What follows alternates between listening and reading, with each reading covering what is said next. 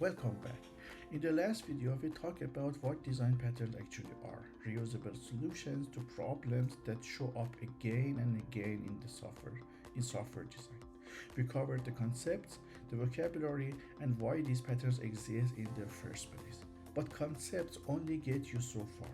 You can read about pattern 10 times and still freeze when you open your editor and have to actually write it. So, in this video, we are getting our hand dirty. We'll take this pattern out of the diagrams and put them into a real working code. For each one, I'll show you the problem it solves, walk through the implementation line by line. We are going to start with the creational pattern, the one that deals with how objects get created and how to keep that creational flexible instead of hardened code all over your code base. And the first one we'll implement it is the factory method. Alright, let's open the editor and start writing the code. So we can start with implement the factory method. First of all, we should understand which type of problem can we solve with using the factory method. So here we have a real use case.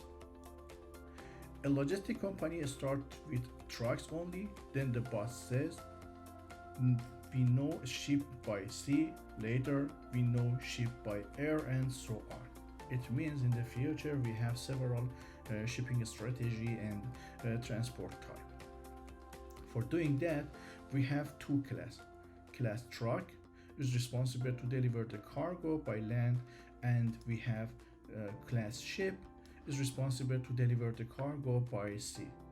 And maybe in the future we have plane to deliver the cargo by air, then we have drone to deliver the cargo by air again, and we have several shipping strategy in the future. And here we have a method named plan delivery. Plan delivery is responsible to plan a delivery based on the client's request. For plan delivery, we need a transport type, which type of transport we need to have, and the cargo. It means if our transport type is road, we need car. If our transport type is sea, we need ship, and truck and ship are deliver the cargo somewhere. So let's start with the problems. Which problem do we see inside this implementation? The first one, for plan a delivery, here inside, if we want to have a new transport type, if you want to have a new logistic strategy, we should change this code. This code is an implemented code. The logic is already implemented. It means if we want to add, for example, a air delivery type, we should add a new else if here, and it's break the open close principle.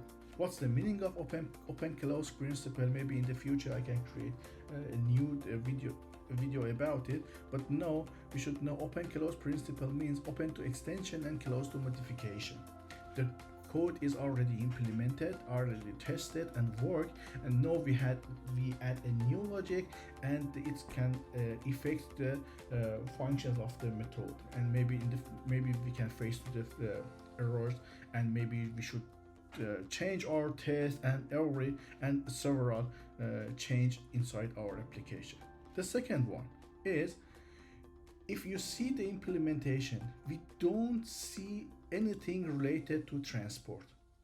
And when we talk about logistic strategy and transport, the transport is a main entity of the transportation.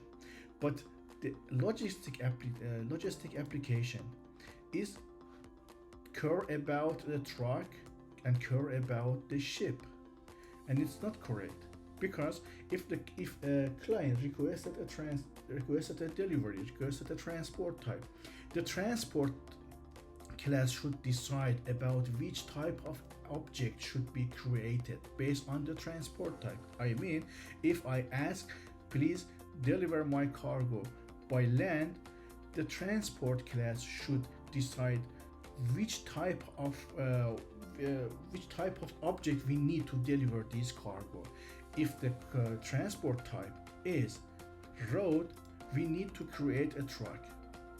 If the transport type is ship, then if the transport type is sea, then we need a ship to transform this cargo. It's not the responsibility of the logistic app. It's the responsibility of the transport class, because the transport class should decide about the create the object. And here is exactly the problem that we have in this application. And here this problem can solve easily with factory method. As we talk about it, the factory method said the subclass should decide about which type of object should be created and how this object should be instantiated. We see in the future how factory methods solve this problem. And another problem is, if we want to test the transport logic, we can't do it because these objects are created internally inside plan delivery, and we don't have access to truck and ship, and we don't have any transport implementation somewhere in our implementation. And the only thing that we can test is the printed text somewhere. For example, if I use a road delivery, I see the book is delivered by truck, for example, and there is no good coverage of the logic. So the problem was, first we break the open close principle. We don't have any implementation in regard to transport type, and the logistic app decide about how we created the object. And the second one is, we cannot test the transport logic and the transport implementation, because it's the main important type of our implementation. So let's try to solve this problem. Here is the implementation of factory method. So factory method in one sentence is, stop calling new in your business logic. Instead, call a method that returns the objects, and let a subclass decide which object that is. It means, as I said before, the transport class is responsible to create the objects based on the transport type. So let's try to implement this use case using factory method. First of all, as I said, we have a transport. The transport means how we want to deliver our cargo. Each type of class, I mean truck, ship, plane, or in the future drone, or any type of transport, has its delivery implementation. It means if you want to use truck to deliver our cargo by land, we need truck. If you want to deliver our cargo by sea, we need ship. If we want to deliver our cargo by air, we need a plane. And the implementation of the method, I mean how they deliver the cargo, it's implemented separately in its implementation inside the classes. It's not created from our main application. So here you see we have interface. The interface has a method named deliver, and each type of transport has its implementation of deliver, how they can deliver the cargo. That's the first one. The second one, now we have logistic. The logistic should care about transport, not care about how the transport is happening. It means if we have a logistic, no, we have a create transport object. The create transport object is created from our transport object. It means if we want to plan a delivery, If a client asks us, I want to deliver my cargo by road, then we should the logistic class should only concern about transport and cargo, not concern about how the transport happens, with truck, with ship, with plane, or anything else. So here inside our planned delivery, we only need cargo. Here we don't need transport type, because the transport type is the responsibility of our transport class or interface that implemented with each of transport type. So it means if we have a transport, then each transport can deliver the cargo. But which transport we want to use? Here we have another class. These classes are based on the delivery type. If we have delivery by road, we have our road logistics. If we have delivery by sea, then we have sea logistics. If we have delivery by air, then we have air logistics. And all of these logistics, all of these delivery are implement our logistic, because the logistic is care about how it's transferred the cargo. So here you see, if we have a road logistic, we need a car. If we have sea logistic, we need a ship. And if we have a air logistic, we need a plane. So here is the implementation of the factory method. You see, the logics are separated. Only the subclass are decide about create the objects. And also here you see, and if we want to add a new delivery type, we don't need to change the main class here, the main delivery type, the main method, I mean the plain delivery here. Because if you want to have a new delivery type, we should only add the implementation of delivery, I mean which type of how the deliveries happen by new transport type. That's it.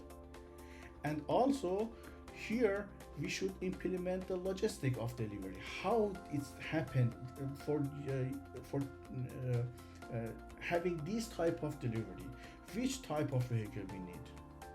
We need plane, we need ship, we need truck, what we need to have this road logistic. And here you see the implementation. If we have a lot of type of logistic, we don't need to create a huge else if block, because all of objects are created in a separate layer, and the subclass are decided about how the object should be created.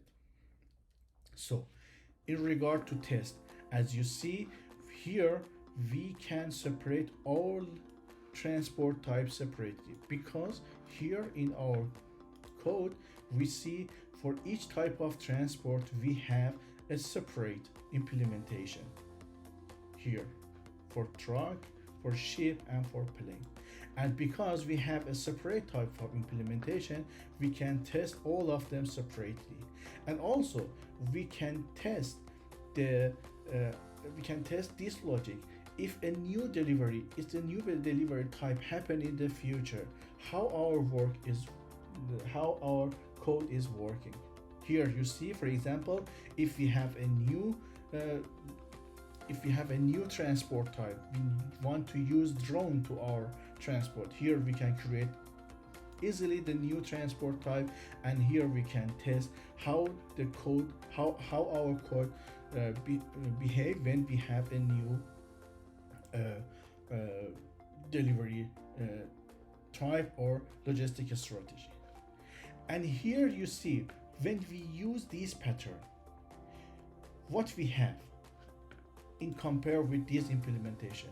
First, we have separate logics. Each logic is implemented in its layer, and there is no dependency, no coupling between the logics. And also the subclass, the class that we called is responsible to create the object. We don't need to create the object by ourselves. For example, here, when we call when we call the road logistic decide which type of delivery type we mean.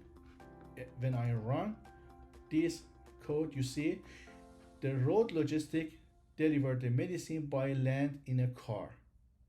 It means I'm not care about what's the meaning of what's the meaning what's happened when I use the road logistic. I only ask I need a road logistic. It means the road logistic need a transport by land, and a transport by land and for transport the cargo by land we need a truck.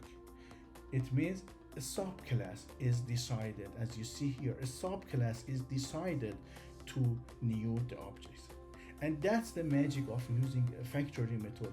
If we use this method to create the objects, and with this method we can separate our logic and we can handle our instantiation inside our code implementation.